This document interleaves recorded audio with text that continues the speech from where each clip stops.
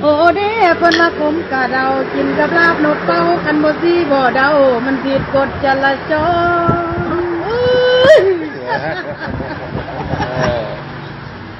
โอ้เด้คันแม่นายอยากสิให้ไปโฮมมื้อ14น้องสิตั้งตลาด4เดือนนี้มันก่อนเพลงก่อนเพลงเอาแข่งมันโอ้เด้น้องนี่ไปยันสีหมดเงินตั้ง100,000น้องนี่ไปยันเดาหมด109,000เป็นแล้วจังคอยมือ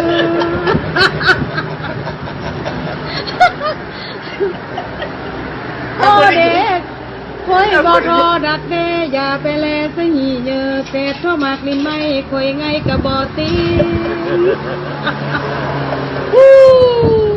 โอ้เด้น้องนี่เป็นแม่ห้างบ่ได้ไล่ผัวหนีผัวหักไปเมาหีจึงได้เป็นแม่ห้าง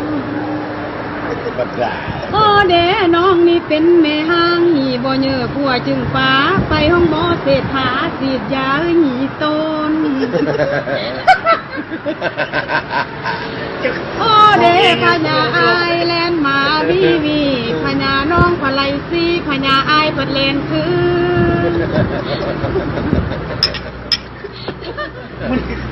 ขโมยโอ้เด้เพิ่นมาสร้างตื่นซันมันยันสังกะสีบ้าก็ไปตื่นหีไปลีอยู่กองเป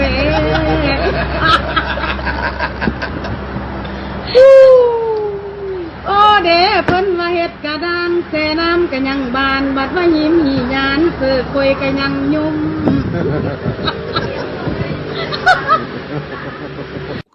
ตุกตาเต้นลำผู้สาวหมอลำใส่สุดกระโปรงแดงแกงฮีใส่นอไม่สม